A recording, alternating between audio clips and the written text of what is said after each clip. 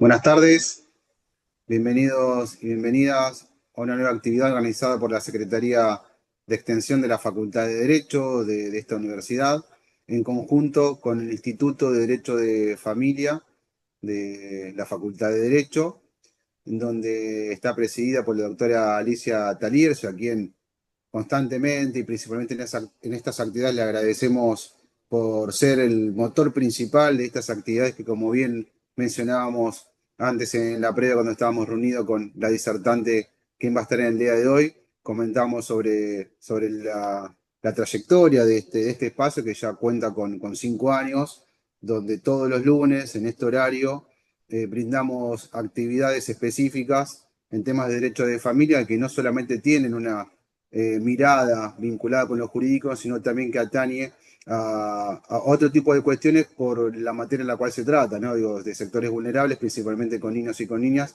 que tienen que tener una mirada distinta y por eso, en conjunto con Alisa, tenemos profesionales y especialistas en la materia, de lo cual le dan un abordaje muchas veces hasta multidisciplinario sobre las distintas problemáticas que se desarrollan en estas actividades. Así que bueno, quería también agradecerlo nuevamente por acá. Se cuenta con nosotros también el secretario del área, Fabio Javier Arce, quien es el secretario y ha impulsado en conjunto con Alicia, la decana, este espacio desde hace ya 5 años, con lo cual nos sentimos orgullosos por la cantidad de conocimiento que se transmite, no solamente a la comunidad profesional, sino también a los vecinos de la región y todas aquellas personas que se vinculan mediante este sub. Antes de ceder la palabra a la directora del instituto, quería comentarles que la estructura de esta conferencia es siempre la misma, pero a veces el público se renueva, entonces por rigor les comento que la actividad va a estar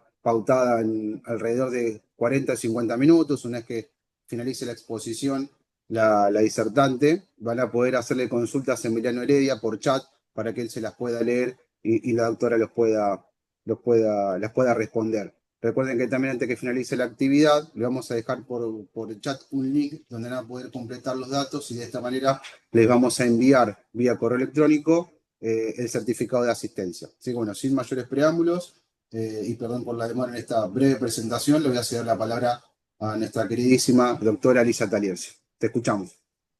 Gracias, gracias infinitas, Ezequiel, Fabio, Emiliano, que está siempre con nosotros en la parte técnica y que nos ayuda tanto.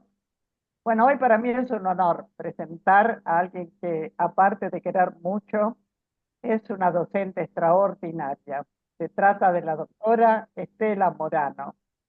Es una abogada especialista en Derecho de Familia, ex jueza reciente, de familia del Juzgado 4 de Avellaneda Lanús, profesora regular adjunta de Derecho de Familia y Sucesiones en la UBA, profesora de nuestra querida facultad y de la UADE, docente de posgrado de Derecho de Familia en la UBA y en nuestra querida facultad, y escritora de artículos jurídicos varios. El tema que nos va a traer Estela hoy es un tema que realmente para todos nosotros de mucha trascendencia, que son los desacuerdos en el ejercicio de la responsabilidad parental con una visión jurisprudencial al respecto. Realmente es un tema que todos aquellos que ejercen la profesión saben que día a día trae expireces, serios, serios conflictos, montones de expedientes. Vamos a escuchar a Estela con mucha atención que nos va a ayudar en esta temática. Estela querida, gracias por estar, gracias por aceptar la invitación y bueno, desde ya este auditorio es todo tuyo. Gracias Estela, adelante. Bueno, buenas tardes a todos y a todas. La verdad que no los veo porque tengo la pantalla del PowerPoint que me parece más interesante verla que me vean a mí, después ya nos vamos a ver la cara. Primero que nada, agradecerle a la doctora Taliercio y a la facultad la invitación, porque la verdad que participar de ámbitos académicos con una invitación y con una introducción tan especial por parte de Alicia me llena de orgullo y alegría.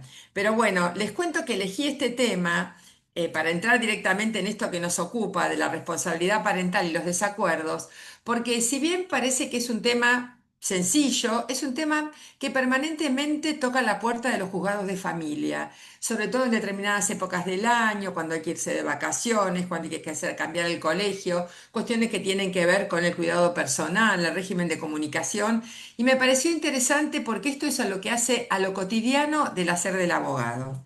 Entonces, empezamos con estos dibujitos, y no se hagan ilusiones porque los dibujitos son al principio nada más. Y en esta filmina, en este dibujito, he querido transmitir de alguna manera qué es lo que pasa con la mujer hoy, qué es lo que pasa con el hombre hoy y qué es lo que pasa con las familias hoy. Cualquiera de nosotras nos podemos sentir identificadas con cualquiera de estas señoras, señoritas que están sentadas acá, que son las que se hacen cargo de un montón de cosas dentro de la organización familiar, ¿no? Ahora se puso de moda este tema de la carga mental, que es la mamá que además de trabajar, de correr, es la que tiene en la cabeza todo lo que pasa en la casa. Y esto ha sido tenido en cuenta por el Código Civil y Comercial, que está cumpliendo 10 años y acá vemos a los papás que han dejado de tener esa función satelital en la familia.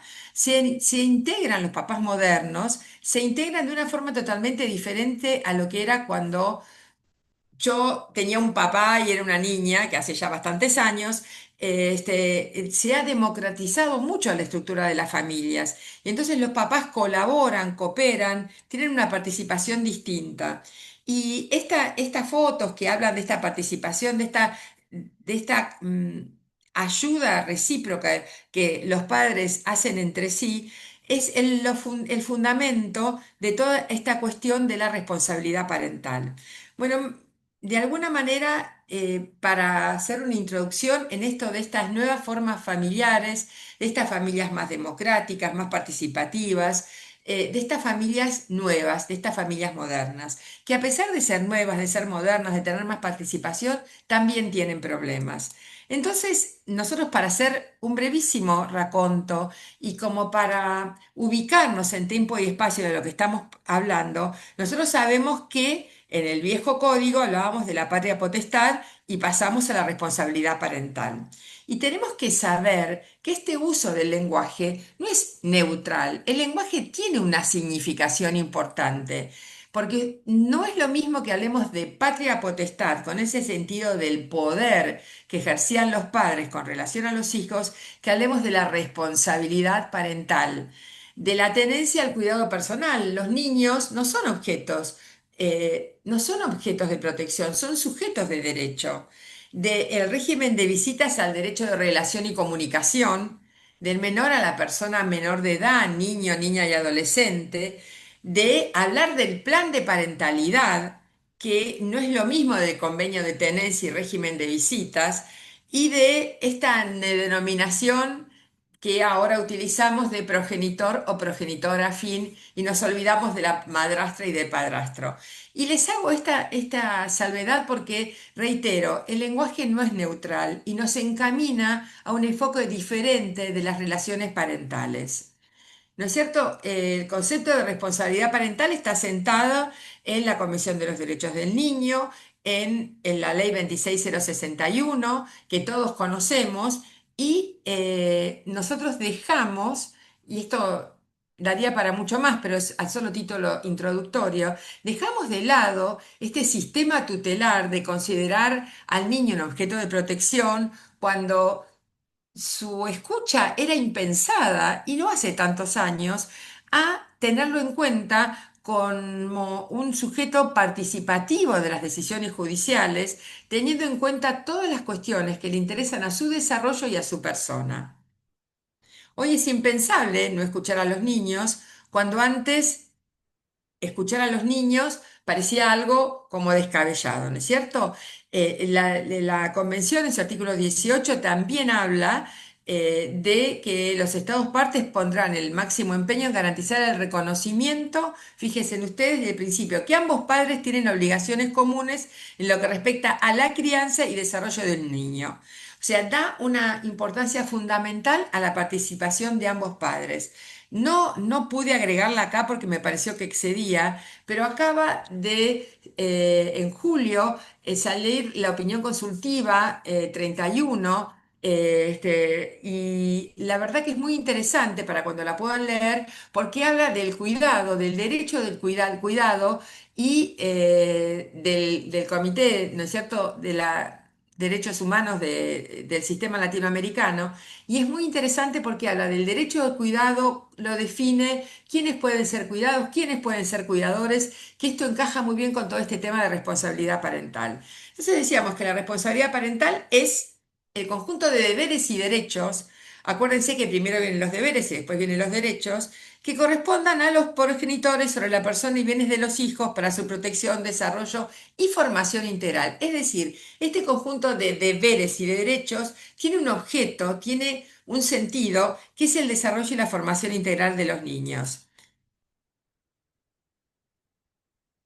Entonces, los principios generales son el interés superior, la autonomía progresiva de los niños y el derecho a ser oído, ¿no es cierto? Para ejercer la función parental, nosotros tenemos que considerar, hago hincapié en esto porque va a tener que ver con la resolución de los casos que ya en breve vamos a comenzar a ver. Tenemos que considerar la personalidad y las necesidades del niño o la niña o adolescente en cada periodo de la vida.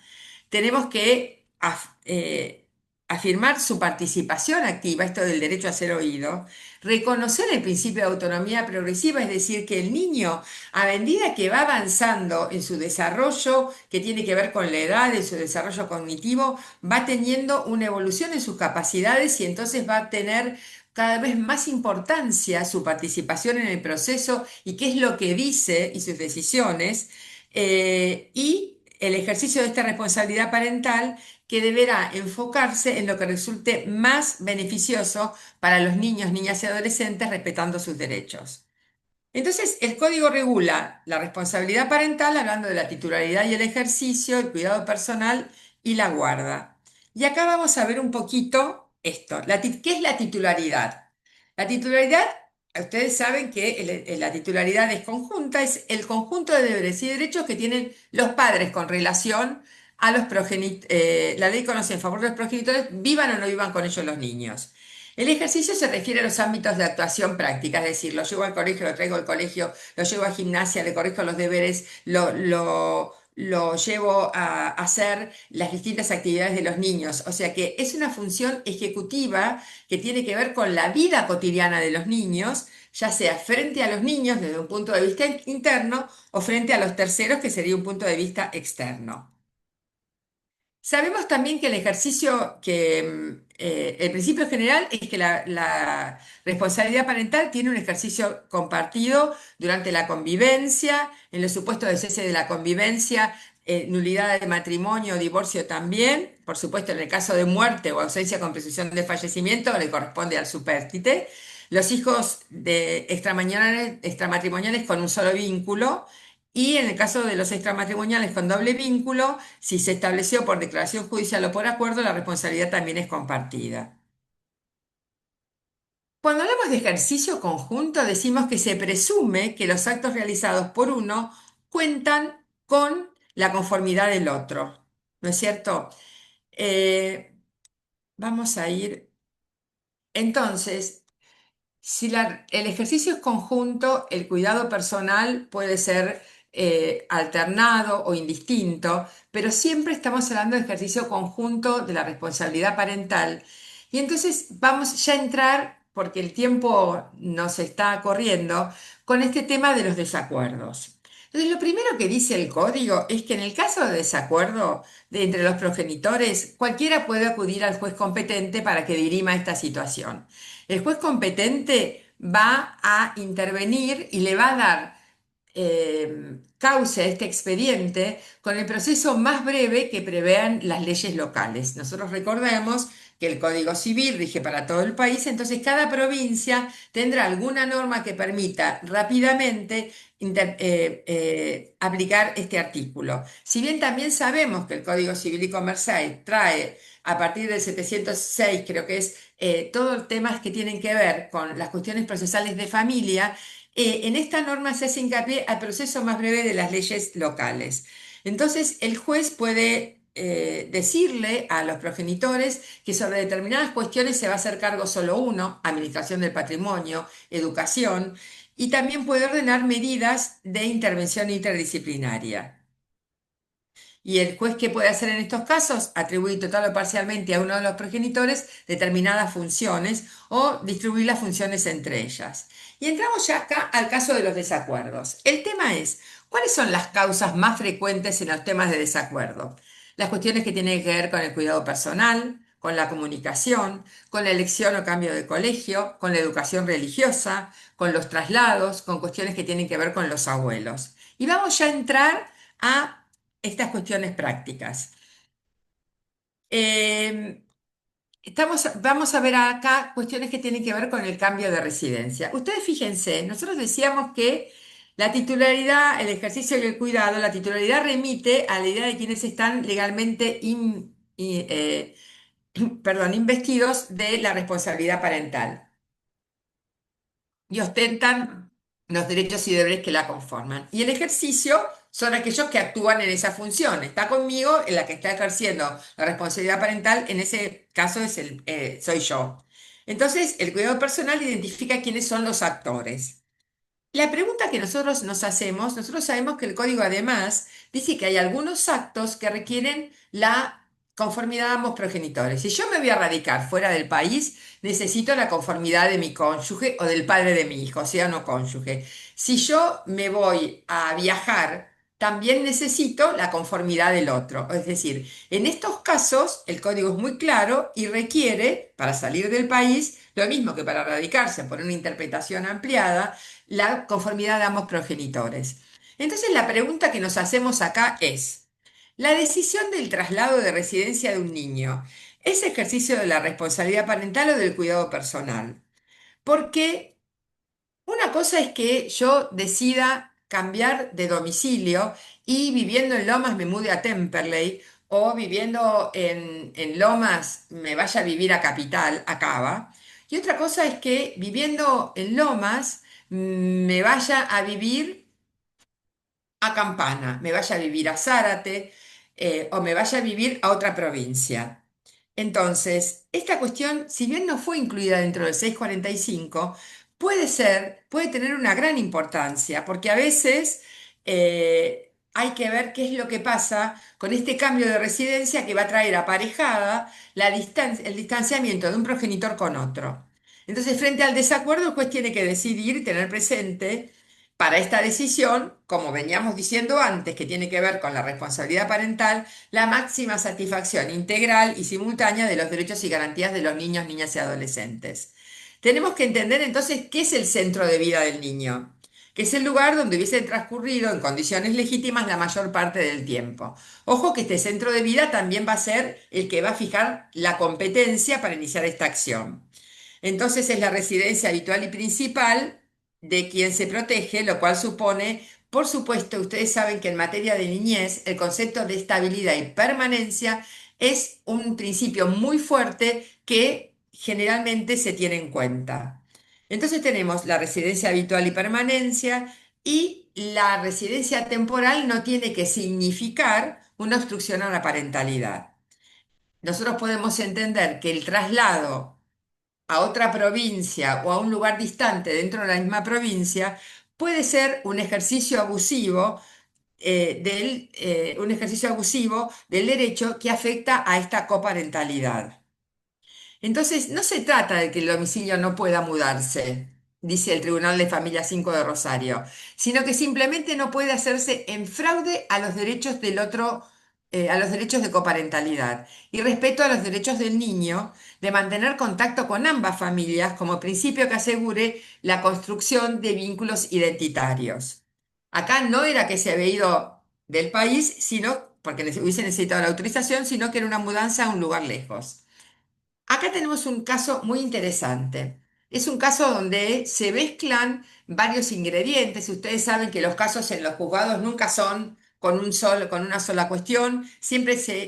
Hay diferentes ingredientes que hacen que las cuestiones se vayan complejizando. Era un caso de que una señora, madre cuidadora de sus hijos, proyecta trasladar su domicilio dentro del país porque tenía su red de familiar de apoyo y poner distancia con una relación violenta de quien era su pareja y padre de los niños. El señor se opone, aunque no se domicilia en la localidad donde vivía la mamá. Eh, Tengo por cierto, dice, que existe un registro de numerosas situaciones de violencia familiar y de género que llevaron a que la autoridad de aplicación la considere una problemática familiar de alto riesgo. Entonces acá hay una señora que se quiere trasladar, se quiere alejar de la presencia de este papá violento. Acá tenemos que pensar, ¿hay un fraude a la comparentalidad o hay una cuestión que tiene que ver con la protección de sí misma y de sus hijos? ¿No? Esto de que hay distintos elementos que se van entrecruzando cuando hay que resolver una cuestión. Entonces, lo que dice el fallo es que actualmente en el derecho de familias es pluralista y rechaza concepciones rígidas de lo que es mejor para cada niño. Hay que relacionar su contenido con las circunstancias concretas de las personas que intervienen.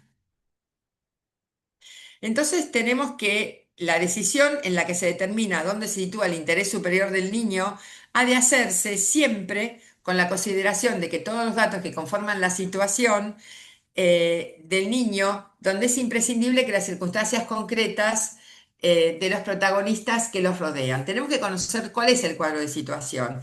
En este caso, esta pareja había convivido durante 10 años con hijos mellizos. Se trasladaron de Buenos Aires a vivir a Río Cuarto, donde ella no conocía a nadie y donde estaba todo el círculo familiar del señor. Primero hubo gritos, después hubo violencia física. Había una situación de vulnerabilidad importante para esta señora, porque faltaba el sostén familiar, este,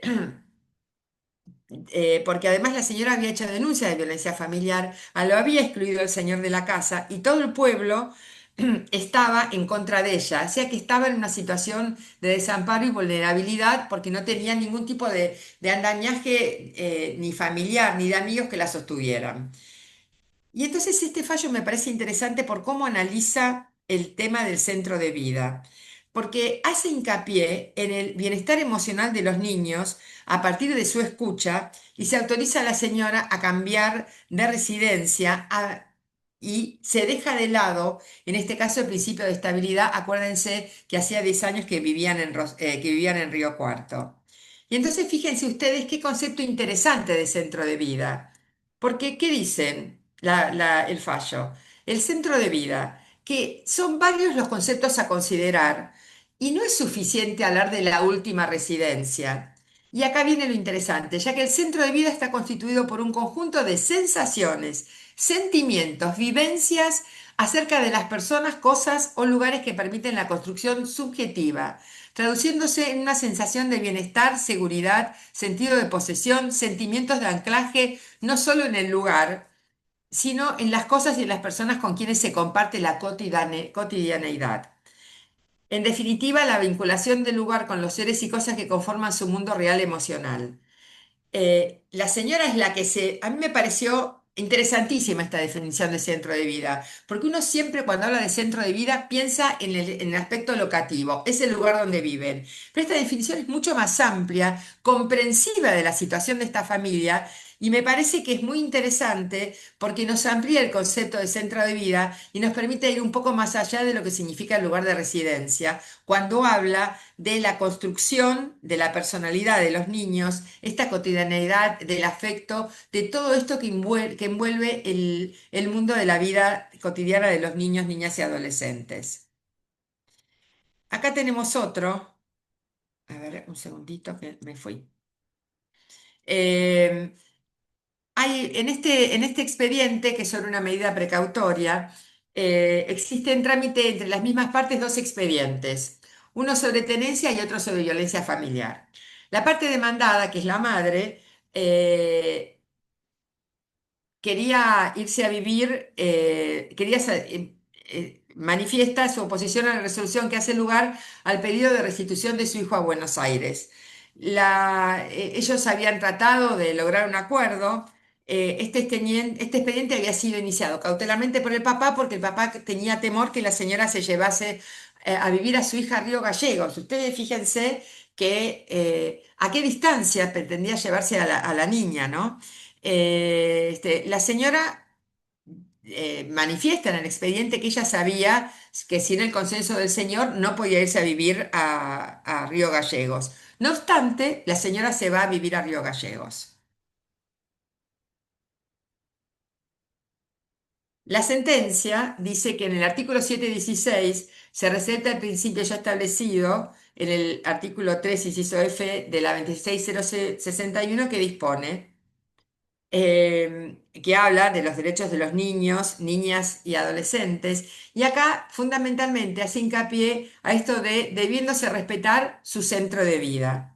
Se entiende como centro de vida, acá un concepto distinto del que vimos anteriormente, el lugar donde los niños, niñas y adolescentes se hubiesen transcurrido en condiciones legítimas la mayor parte de su existencia. Acá le da importancia al elemento locativo, al lugar.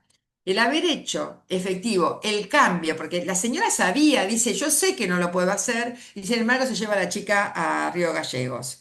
O sea que la señora hace efectivo el cambio pese a la expresa oposición del progenitor que se vio reflejado en el ánimo de sentir de la niña, quien junto con el defensor de menores, porque en la ciudad de Buenos Aires no hay asesor de menores, sino defensor de menores e incapaces, oportunidad que manifestó su derecho de regresar y retomar su escolaridad en el establecimiento educativo al que asistía. La niña no quería irse a vivir a Río Gallegos, teniendo en cuenta que sus amistades, sus afectos, su casa estaba acá.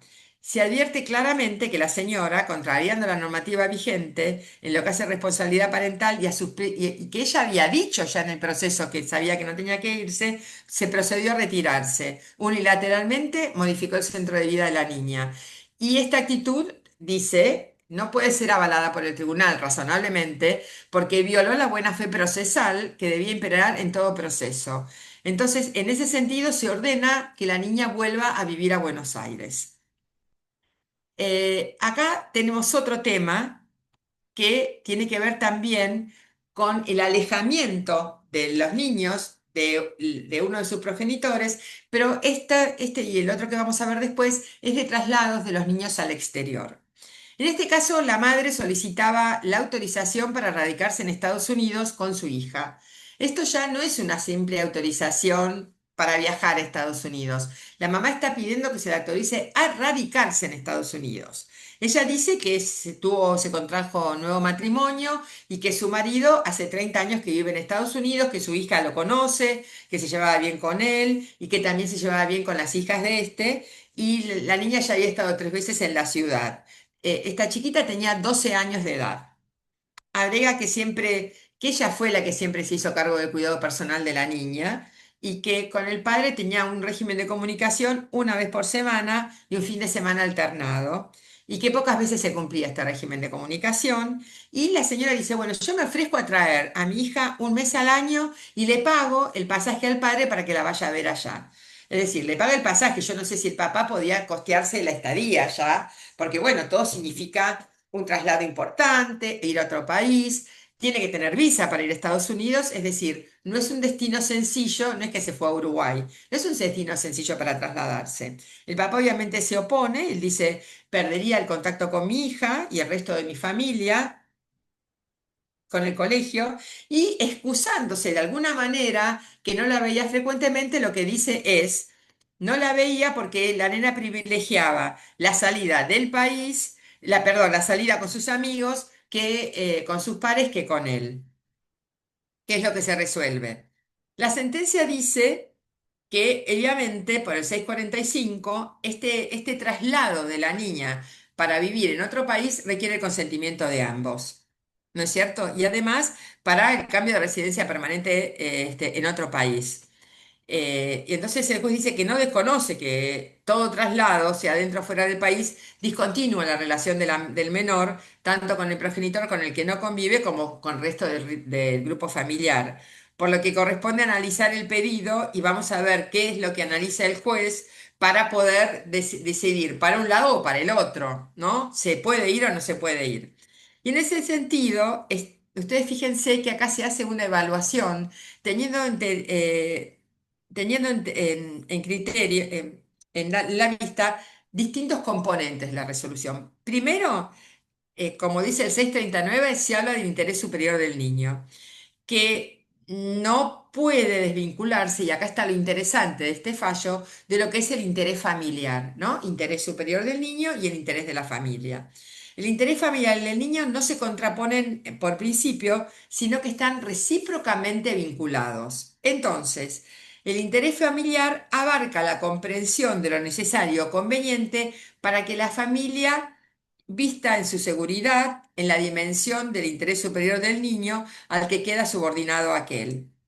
Entonces, ante la disyuntiva, lo que se resuelve es que tiene que privilegiarse la relación con la madre, porque es la que más se ha hecho cargo del cuidado de la niña, es la que más ha estado con ella, la que convivió con la niña desde su nacimiento, y que por decisión de ambos ejerce el cuidado personal desde la niña, desde la separación. Y entonces la sentencia dice, no es oportuno, no es conveniente modificar este aspecto de la convivencia. Entonces, la necesidad de la madre de realizarse afectiva y profesionalmente no es ajena al interés familiar y se vincula estrechamente con el de la niña, para quien la mayor realización personal y profesional de la mamá habrá de redundar, a no dudarlo, en un beneficio, tanto en el aspecto espiritual como en el material. Ustedes fíjense los distintos aspectos que trata este fallo y cómo para poder dar esta autorización habla de lo que es el interés del niño, de lo que es el interés familiar como comprensivo del interés del niño, y hace hincapié en esta realización de la madre y y hace como una cuestión de historicidad en la vida de esta niña, porque dice, esta niña vivió siempre con la mamá. Es un factor importante la convivencia cotidiana con esta, no la vamos a separar. Más allá del régimen de comunicación con su papá, y para garantizar el contacto de la joven con su papá. Acá tenemos otro, fíjense que es, les anticipo, les spoileo el fondo, el final, tiene un resultado totalmente distinto y siempre es una mamá la que pide. Acá la jueza de grado autorizaba a la madre a viajar a España por un año y modificando el centro de vida del menor. Este tiene un muy buen vínculo con el papá, al que veía frecuentemente, no como el otro caso. El padre recurre a la sentencia y la Cámara la revoca. Y dice que la Corte Suprema de Justicia de la Nación enfatizó sobre la necesidad de resolver los conflictos de los niños, teniendo en mira siempre el interés superior. Pero ustedes fíjense que las sentencias que tienen en mira el interés superior, no es suficiente decir el interés superior, sino tenemos que explicar, como en las sentencias que fuimos comentando, cuál es el interés superior, porque sería una sentencia indebidamente fundada si yo digo por el interés superior le digo a la madre que se lo puede llevar o que no se lo puede llevar. Tengo que decir cómo se configura ese interés superior. Y acá dice que si bien la madre es la progenitora conviviente y desarrolla un importante rol en la organización de la vida del niño, el padre también mantiene un vínculo muy cercano con T, que es el niño, ya sea los días de semana, martes y jueves, y sus actividades usuales. Ellos navegaban, lo llevaba al colegio, cenaba, pernoctaba, y en la fase recreativa, cuando se comparte una actividad en común, que es la navegación, el papá navegaba con el niño. Se observa, por otra parte, que la relación parental se irradia a la familia extendida del progenitor, tenía una muy buena relación con sus tíos y con toda la familia paterna.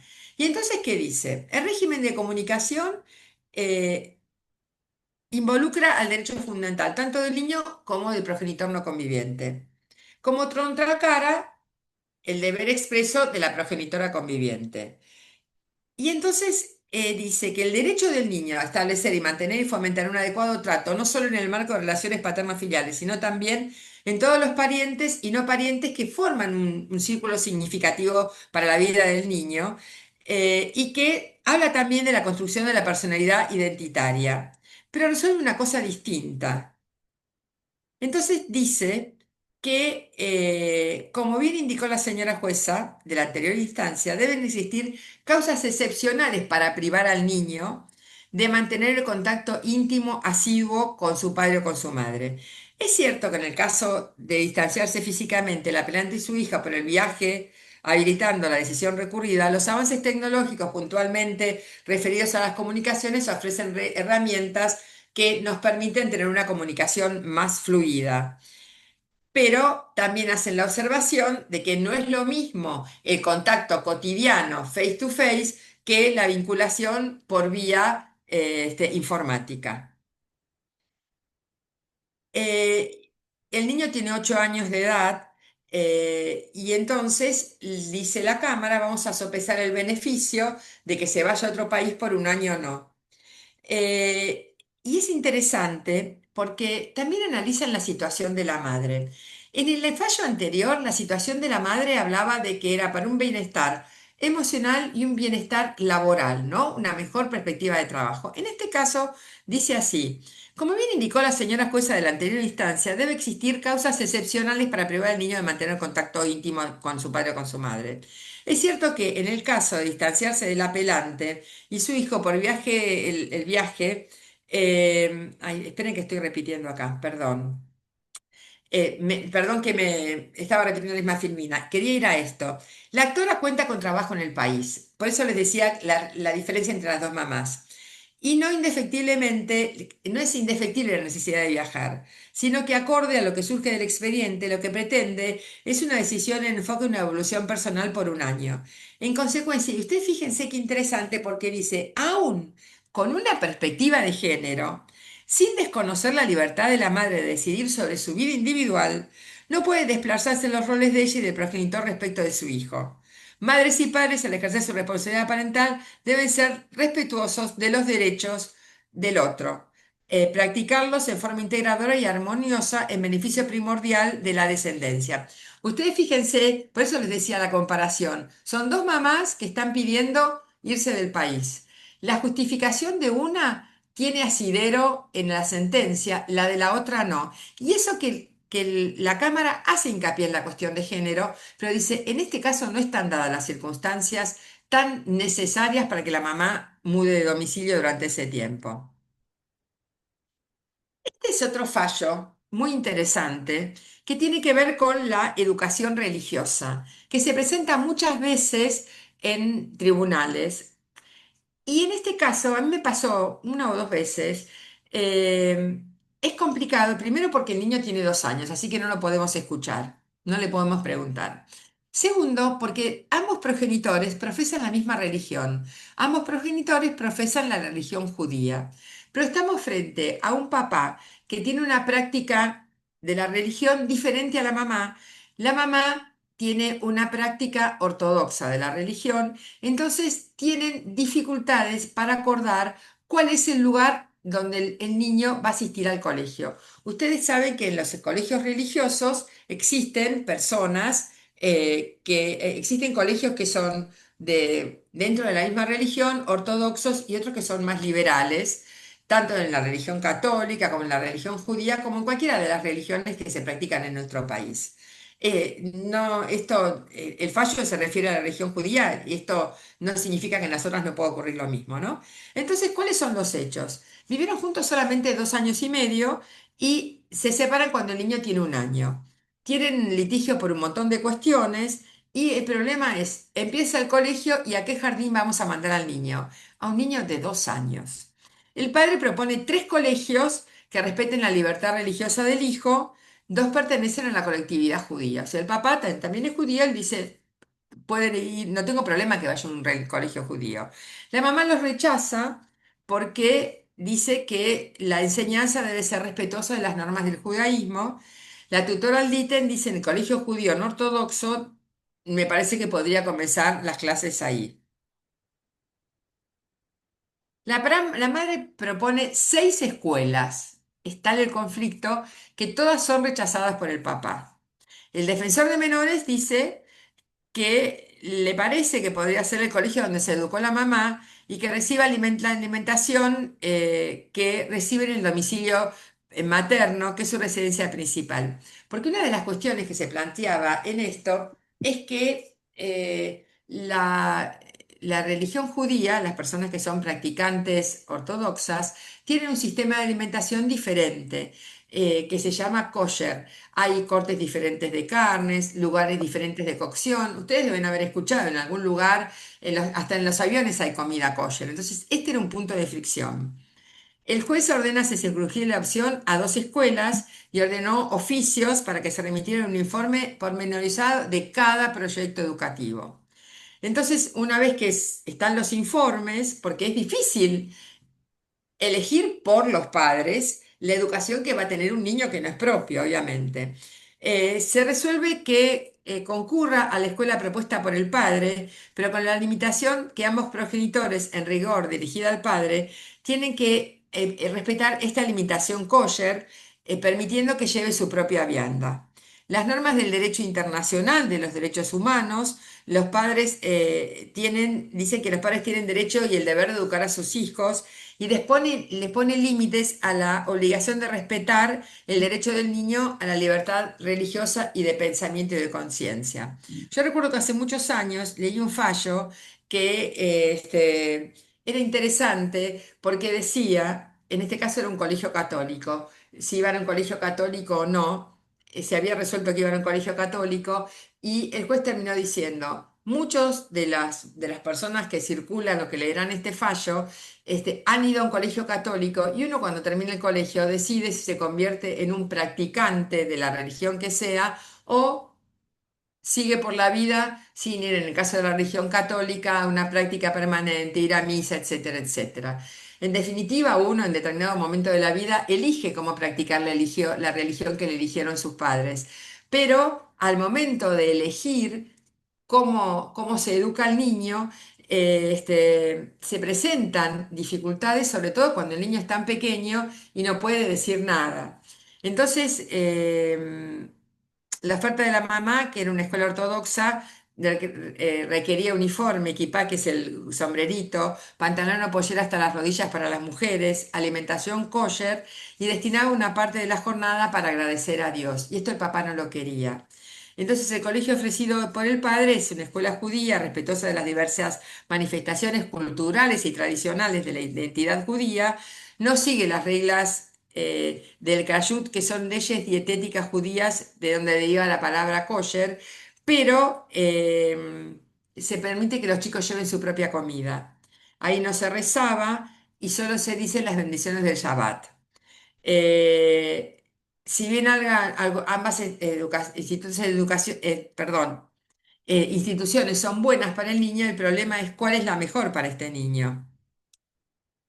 Para la tutora y el juez de primera instancia, la escuela del padre es la elección que menos condicionaría una futura elección del niño en el futuro. El tribunal de alzada pondera otro elemento, que la observancia de ciertas pautas que impone el colegio de la madre, no solo para el niño, sino para su familia, podían generar eventuales perjuicios al niño ante su incumplimiento. Por lo tanto, debe escoger, eligen una institución más tolerante frente a la conducta de las familias, en este caso del padre. Porque claro, la conducta de la familia, de la mamá, con una práctica tan ortodoxa de la religión, podía chocar con lo que pasa en el colegio, podía chocar con lo que pasa en la familia del padre. Entonces, el tener una educación más amplia desde el punto de vista religioso podría, en este caso, preservar el mejor interés de este niño.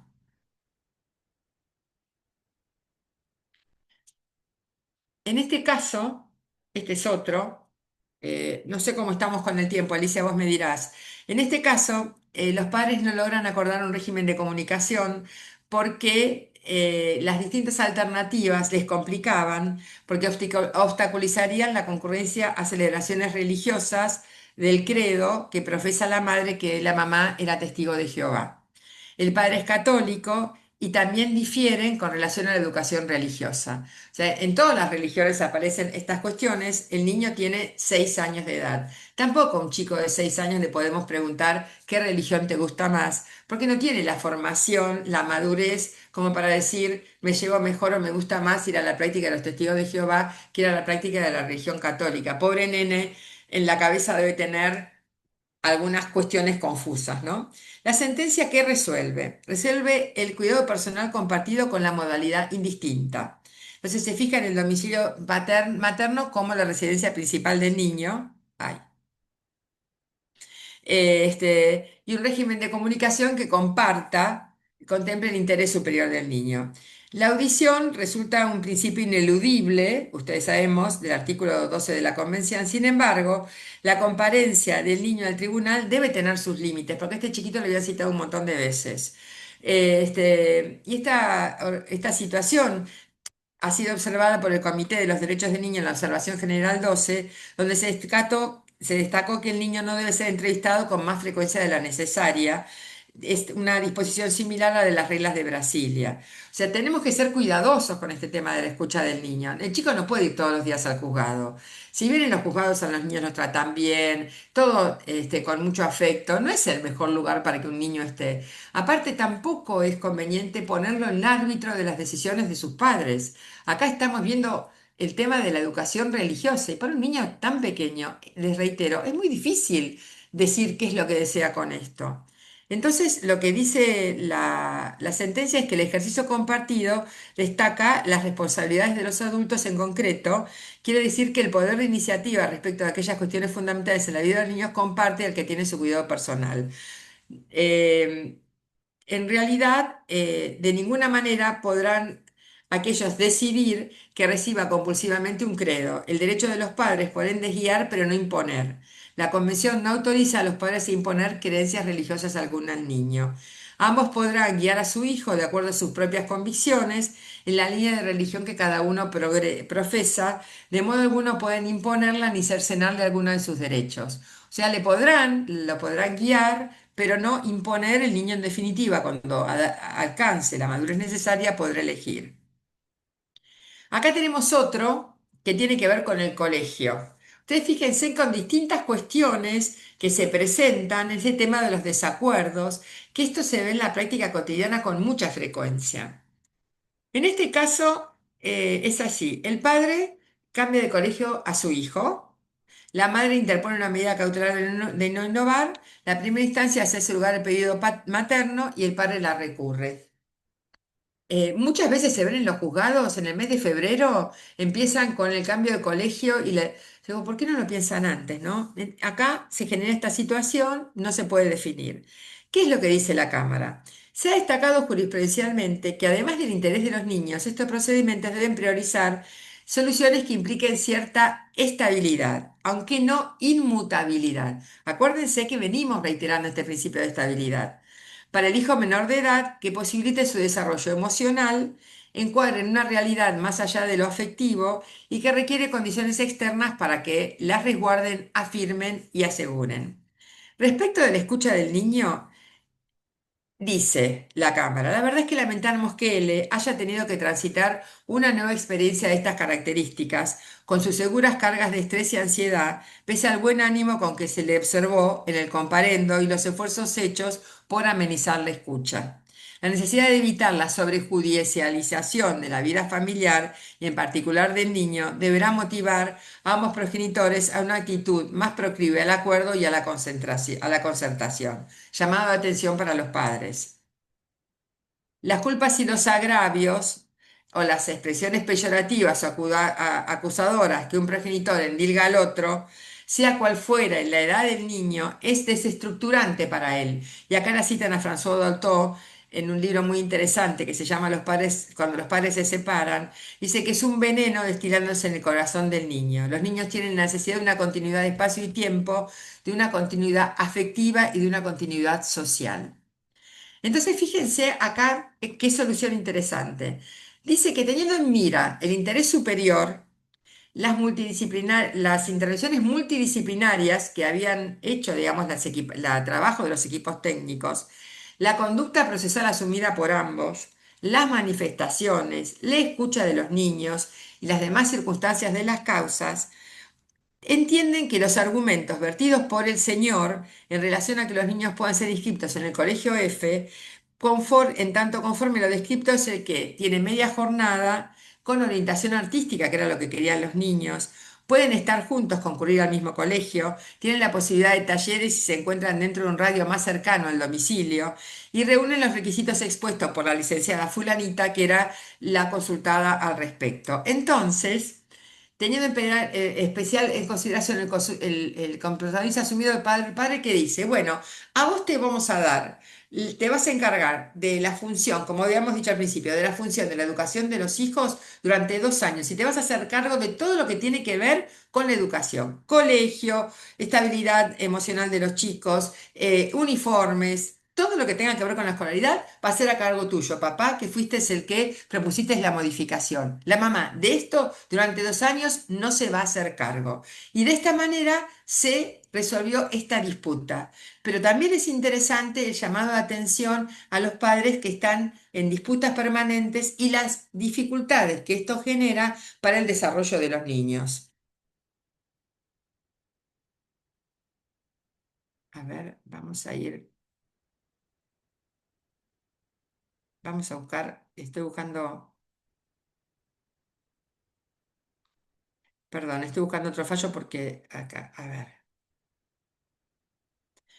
Bueno, acá tenemos otro fallo que promueve, porque esto se empezó antes de 2015, porque este fallo es de 2016, el padre promueve demanda solicitando la tenencia de su hijo menor M. Entonces, ejerció literalmente la mamá. Funda el reclamo en el incumplimiento de la madre con el régimen de comunicación que se le había otorgado y por el otro lado por las manifestaciones de M que no quería vivir con la madre. En la primera instancia resultaron infructuosos los intentos de conciliar y el hijo. ¿Qué es lo que dice el hijo? Su relato da cuenta de la sobrevinculación en cuestiones judiciales y adultas que lo corren de su lugar de hijo y lo ubican en el espacio de simetría con relación con sus padres. Otra vez, padres con conflictos que ponen a los niños en el lugar de decidir en una situación de simetría que le causa un grave perjuicio a los chicos esto. Entonces dicen hay que hacer una terapia vincular familiar teniendo en cuenta la falta de resultados positivos del tratamiento psicológico individual. Y se habla en primera instancia, tenencia compartida, instando a las partes a realizar tratamiento de coparentalidad y mantienen la cuota de alimentos en favor de M. La Cámara revoca y dispuso el otorgamiento de la tenencia en favor de la madre y visitas para el padre, y la Corte valora la importancia del cuidado compartido. Entonces, lo que dice es que no existen elementos que hagan vislumbrar que el régimen dispuesto no pueda funcionar porque por lo que la situación de riesgo psíquico apuntada por el sentenciante aparece muy próxima, lo cual determina por el momento que no sea aconsejable el régimen dispuesta. Valora la entrevista que la Corte tuvo con M y su deseo de vivir con el padre. Sobre tal base, considera que no se observan condiciones que justifiquen el cuidado personal unilateral con apoyatura en el equipo interdisciplinario del juzgado de familia en la instancia, y entonces le dicen que el juzgado de familia elabore un plan de parentalidad. Alicia, no sé si estás por ahí, no sé cómo estamos con el tiempo. Ya estamos en tiempo, mi Por querida, eso para no ir sé cerrando. si, yo tengo para seguir Eh, hablando 2 horas más, pero no sé si me quieren hacer ya alguna sé, ya pregunta, sé. cómo se organizan. Ahora, al final, Emiliano va a hacer las preguntas que llegaron por chat. Bueno, a ver si puedo Hace ver. un cierre, hace un cierre. Bueno, ya les digo.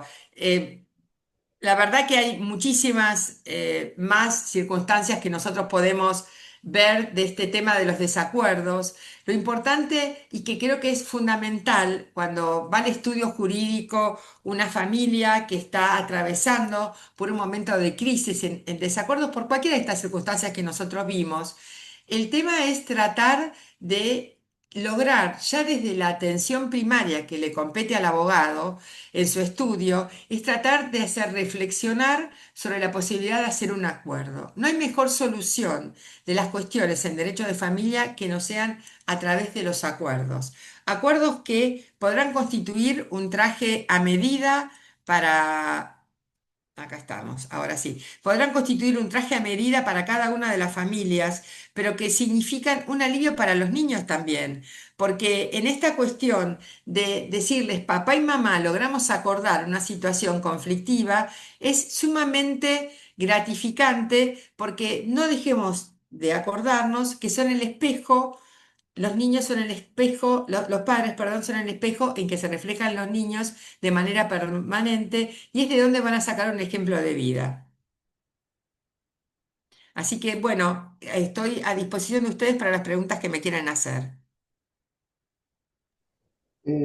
Preguntas no hay, son todas de agradecimiento. Parece que les gustó mucho. No sé si lo llega a ver, pero están muy Sí, agradecidos. ya estoy viendo, estoy viendo. Están llegando, está explotando el chat. Otra clase más piden, Bueno. exposición, pero preguntas no, parece que quedó todo claro. Ah, a ver, acá ya apareció una, de Josefina. Buenas tardes, doctora. En el caso de la necesidad y el trato psiquiátrico de joven de 13 años, en caso de desacuerdo entre los progenitores. A ver si sigue La pregunta, a ver si la entiendo. ¿Qué pasa si un niño necesita un tratamiento psiquiátrico y los progenitores no están de acuerdo para hacerlo? ¿Sería así? sería así, no lo escribió así, pero bueno, parece que sí. Bueno, en realidad, si no se ponen de acuerdo con esto, van a tener que recurrir al juez, pero siempre cuando hay un tratamiento psicológico, psicoterapéutico, ya sea psiquiátrico o psicológico, los profesionales siempre precisan hablar con ambos progenitores. Ahora, si la negativa pasa por el padre y no sé cómo será el impedimento, o sea, que el padre le dice no puede ir y la madre lo lleva, porque la madre lo podrá llevar en definitiva. Y si hay un obstáculo desde lo físico, tendrá que plantearlo judicialmente. Porque seguramente si lo plantean judicialmente y en la provincia de Buenos Aires que tenemos equipos técnicos y en Nación también hay equipos técnicos ahora, el equipo técnico dirá si deviene necesaria o no la intervención de un médico psiquiatra en la vida de ese niño para que pueda mejorar la situación vital por la que atraviesa.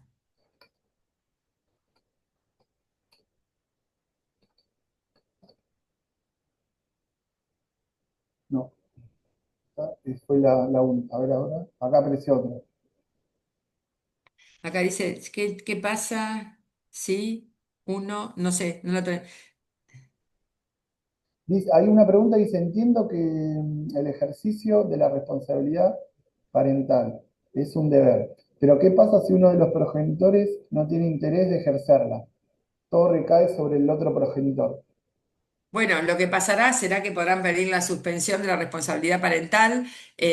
Si no, a ver, yo puedo pedir alimentos. Lo que pasa es que el deber de amar o el deber de tener presencia en la vida del niño es incoercible. Es decir, si el padre no lo va a visitar, si el padre, yo puedo embargarle el sueldo, pero el afecto no lo puedo embargar nunca. Entonces podré pedir la privación o la suspensión de la responsabilidad parental según sea el caso.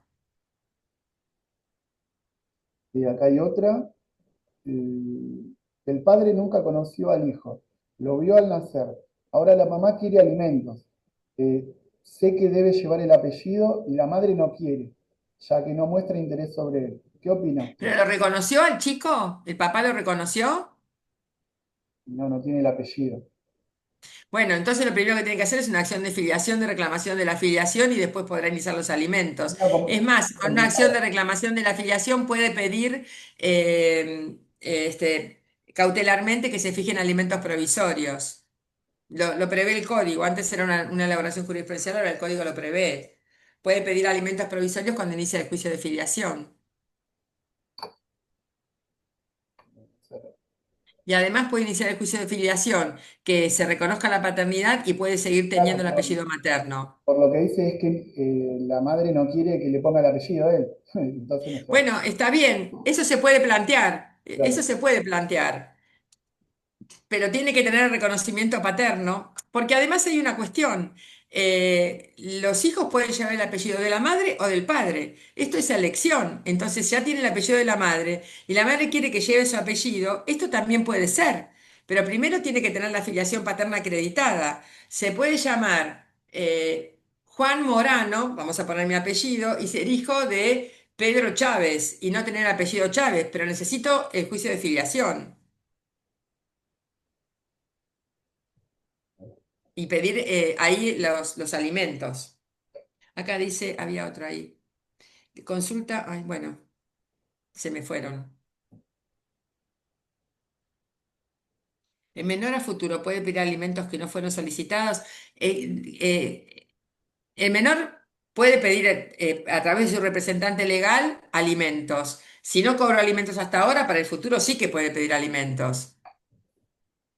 De Después, alguna manera, si no lo pidió antes, es que se presume como que no lo necesitaba. preguntan, ¿qué postura toman los juzgados cuando hay un impedimento de contacto? ¿Cómo, cómo? ¿Qué postura toman los juzgados cuando hay un impedimento de contacto? Primero no te puedo decir qué postura toman los juzgados porque hay muchos juzgados.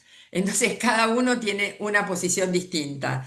Y con el tema del impedimento de contacto hay que ver se configura, por qué no se puede tener contacto, si inicia la acción, si inicia un régimen de comunicación, porque el impedimento de contacto sería algo así como la figura dentro del derecho penal. Inicia un régimen de comunicación, notifico a la madre, si es la madre que no deja ver, y vamos a enterarnos por qué no quiere que el padre lo vea, y en función de eso se comienza a trabajar con el juzgado. Laura Lemos pregunta, ¿el menor a futuro puede pedir alimentos que no fueron Sí, solicitados? sí, lo que pasa es que no puede pedir para atrás, pero para adelante todo lo que quiera. Es más, manda una carta documento intimando el pago de alimentos y aunque tarde 6 meses en iniciar la demanda, los alimentos van a tener vigencia desde el momento que recibe la carta documento. Bueno, esa fue la última pregunta de hoy. Bueno, gracias por la invitación y por la concurrencia, porque vino un montón de gente. Querida Estela, maravillosa, didáctica, por supuesto que ya te estamos pidiendo para otra clase. Bueno, Eh, dame tiempo. sí, no, por supuesto, ya hay lunes que ya están ocupados, pero realmente es un tema interesantísimo que vos bien dijiste da para 2 horas más. Así al pasar te voy a comentar uno solo que me llamó la atención cuando ejercía, que estaban en desacuerdo por el sexo que quería cambiar el hijo. La madre estaba Ah, de acuerdo, la madre estaba de acuerdo y el padre no. A tal punto que el padre los había prácticamente, entre comillas, echados de la casa y a la mujer, por estar de acuerdo con el hijo, le había pedido el divorcio. Un caso durísimo en el cual con mucha participación del equipo técnico logramos un razonamiento de ese papá, lo estuvimos juntos frente a frente al padre y al hijo para que él comprendiera cuál era el sentimientos de ese hijo y empezar a respetar su voluntad y empezar a acompañarlo. Pero los conflictos son inimaginables. sí, son Eh, un montón. son un Yo montón. acá saqué algunos que son Es como interesante. los que más se ven, pero hay un montón de circunstancias. Tal cual, tal cual. Bueno, gracias, querida Estela, gracias por acompañarnos, por aceptar la invitación y ya vamos a organizar una nueva charla contigo antes Bueno, de fin. dale. ¿Eh? Bueno, un abrazo grande Gracias, para Estela. todos. Adiós. Este beso para vos. Chau, chau. Bueno, como todos los lunes, ya estoy citando a quien nos va a acompañar el lunes que viene. Eh, bueno, para mí tiene una cuestión muy especial, es la doctora Marice Silva. Es abogada especializada en violencia familiar, docente universitaria. ¿Y por qué? Yo digo que para mí tiene una connotación distinta. Ella es la actual directora del grupo Sobrevivir, que se creó allá hace 15 años atrás eh, por una iniciativa que hemos tenido al respecto de que no solo se tenía que trabajar con talleres que estábamos dando en aquel tiempo, sino que había que ayudar a las mujeres víctimas de violencia.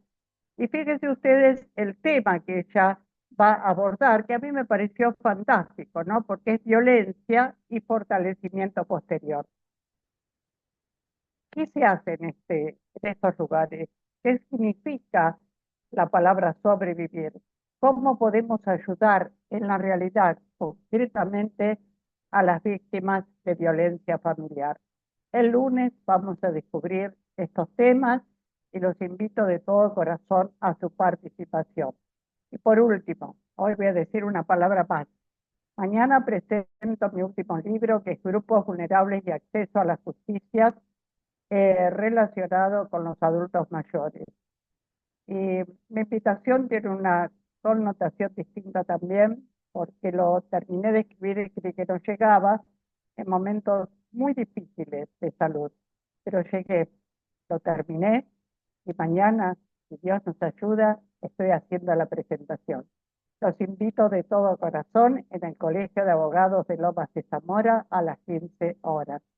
Para mí va a ser un gusto verlos. La presencialidad es mi primera presentación en público desde que, bueno, este mal se me acercó y le estoy dando batalla con todo. Gracias por estar, los quiero con todo mi corazón. Y bueno, nos encontramos algunos mañana y el otro el próximo lunes. Gracias. Me despido de ustedes con este beso, como siempre. Gracias. Mil gracias. Buenas tardes a todos. Hasta luego. Nos vemos el lunes.